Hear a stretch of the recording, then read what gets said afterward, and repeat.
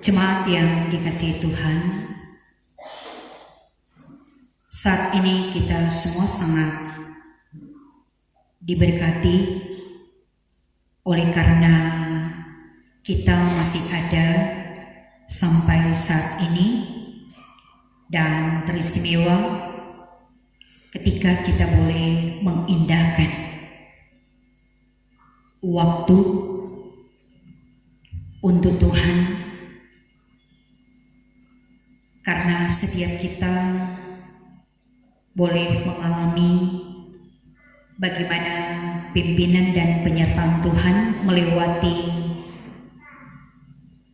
perjalanan seminggu, dan kita telah berada di minggu yang pertama di bulan Juli. Dan sebagai warga gereja, untuk pemahaman kita di minggu yang pertama ini dalam kitab Injil Lukas pasalnya yang ke-18 ayat 18 sampai dengan ayat 27 dengan tema siapakah yang diselamatkan. Ada banyak anggapan tentang cara memperoleh keselamatan. Ada yang menganggap selamat itu dapat melalui perbuatan baik, kekayaan, bahkan juga mengukur selamat dari kenikmatan yang dirasakan. Bapak Ibu saudara-saudaraku, melalui pembahasan dalam teks kitab Injil Lukas ini menghentar kita untuk memahami apa maksud kehendak Tuhan untuk kita yang ada saat ini. Injil Lukas ini dia mengungkapkan tentang bagaimana kepedulian Yesus ibah, Yesus peduli kepada orang-orang yang tertindas, orang-orang yang lemah. Dan dari bagian pembacaan Alkitab, kita ini mendapati ada percakapan antara orang kaya sebagai seorang pemimpin,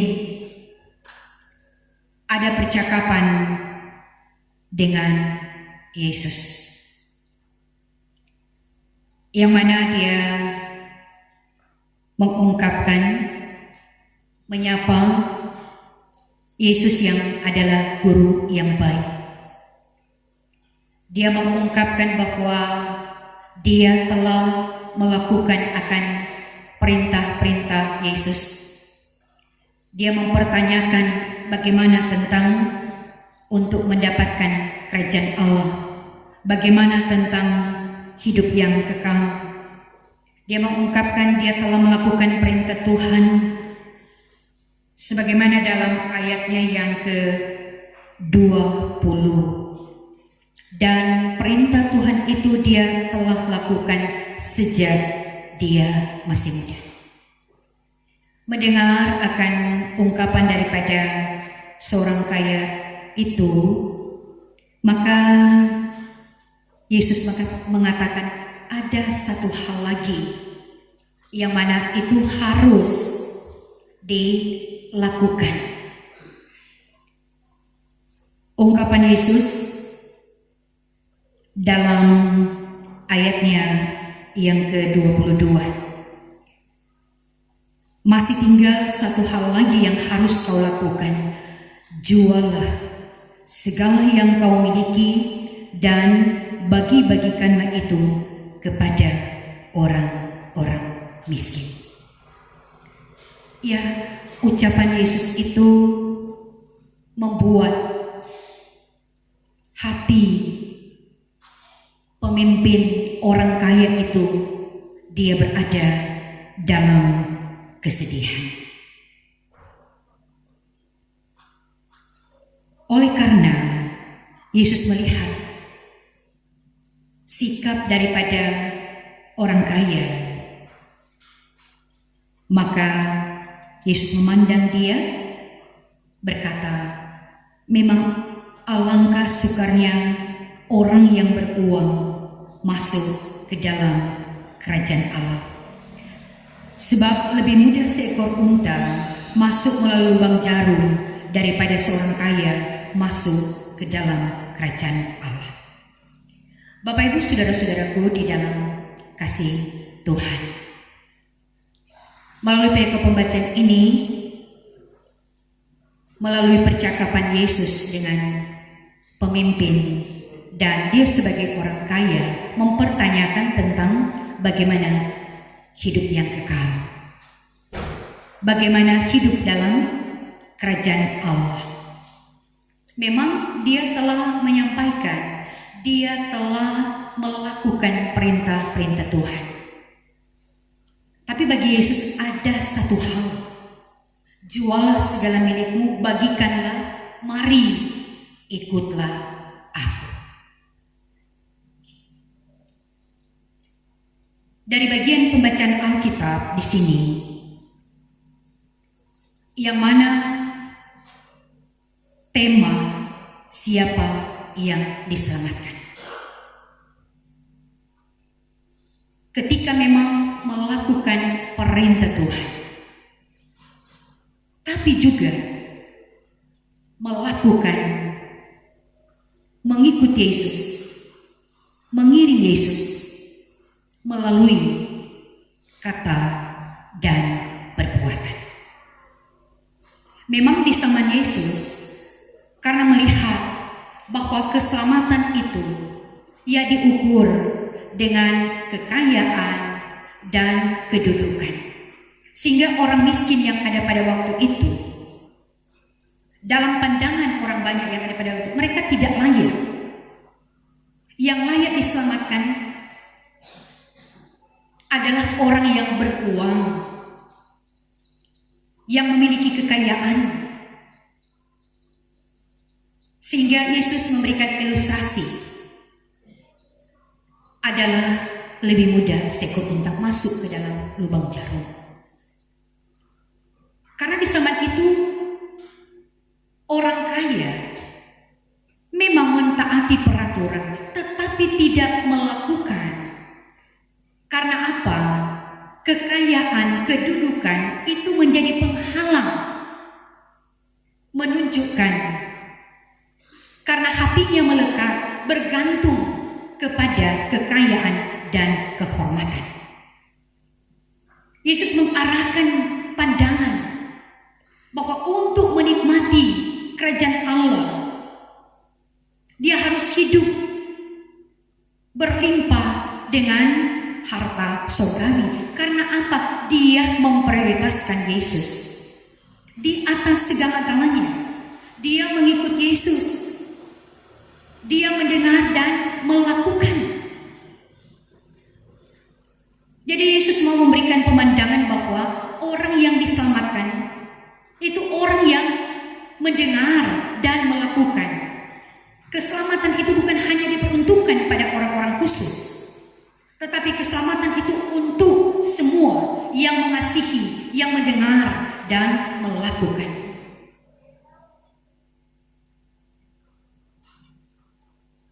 Jemaat yang diberkati oleh Tuhan,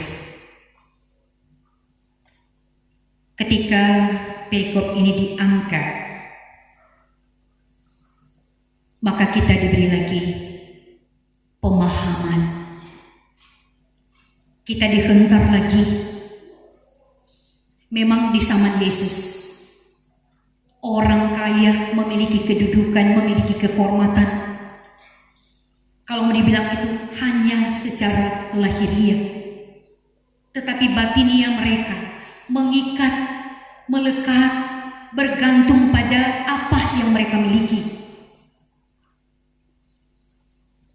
Tidak bergantung kepada Tuhan yang adalah sumber kekayaan. Tuhan yang adalah pemberi dan penganugerah kehormatan, dan kedudukan. Karena orang-orang miskin, orang-orang lemah, orang-orang yang tidak diperhitungkan pada waktu itu, tidak dianggap dan tidak memang diperhitungkan. Sehingga pengajaran ini memang membuka wawasan percakapan para murid, bahkan juga mereka yang mendengar akan pengajaran Yesus. Nah, bagaimana dengan kehidupan setiap kita? Kita telah memahami dan mengerti. Setiap kita juga ingin agar supaya kehidupan kekal, kerajaan Allah itu bukan nanti, tetapi sedang dan sementara kita nikmati dalam kehidupan ini. Karena setiap kita ingin hidup kekal, hidup dalam kerajaan Allah. Memang kita ada di zaman penuh anugerah, penuh juga dengan keberkatan. Setiap kita Tuhan telah memberikan potensi, keahlian, kecakapan, keterampilan.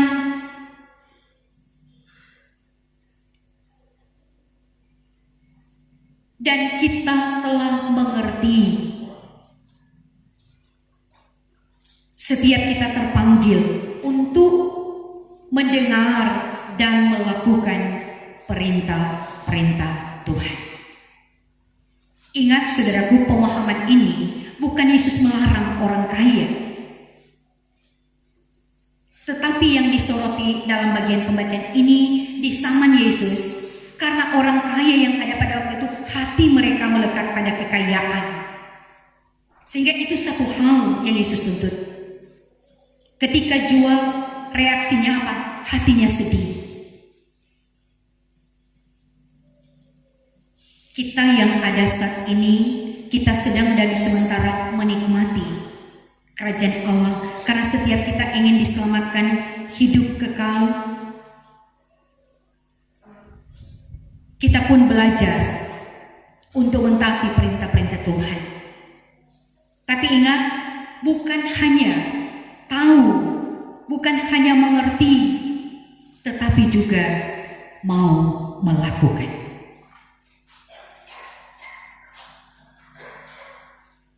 Dan firman Tuhan ini juga memberikan pengajaran bagi setiap kita.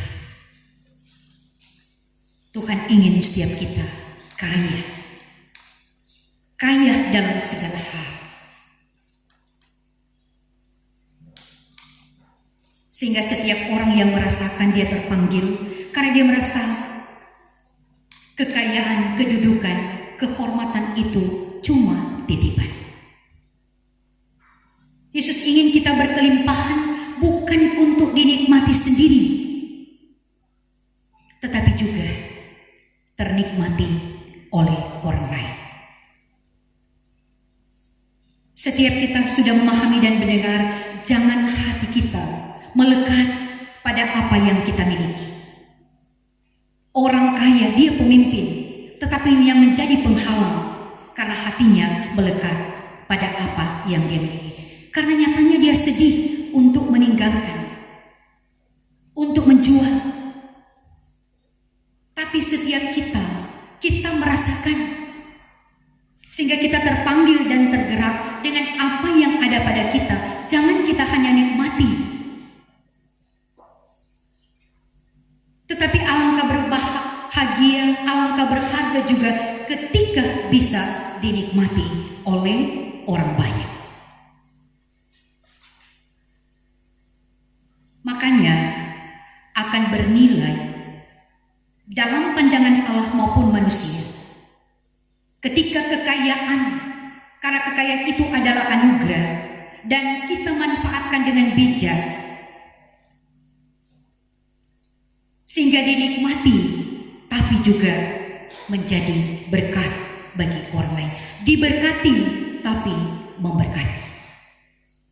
Ini menjadi tanda awas bagi kita yang ada saat ini. Memang kita melihat ada banyak orang ketika diberkati menjadi saluran berkat.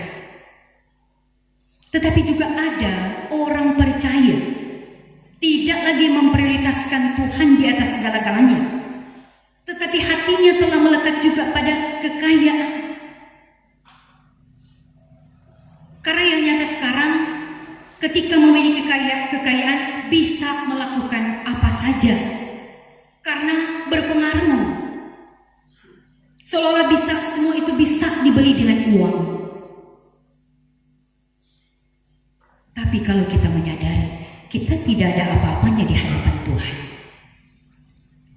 akan berharga dan bernilai ketika kita menyadari apa yang kita miliki adalah anugerah, apa yang kita miliki adalah titipan.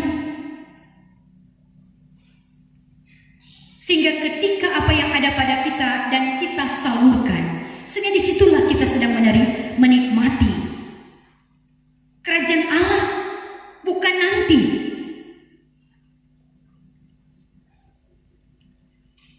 Yang nanti itu yang kita perlu pertanggungjawabkan. Jadi ini tantangan bagi kita. Orang mengejar kekayaan, orang mengejar kedudukan, karena pasti akan terhormat. Kita ini terhormat dalam pemandangan Allah, bukan kita mencari penghormatan kepada manusia. Tapi banyak juga orang percaya karena dengan kekayaan dan kehormatan kita dipandang besar. Ingat, hanya Tuhan yang besar.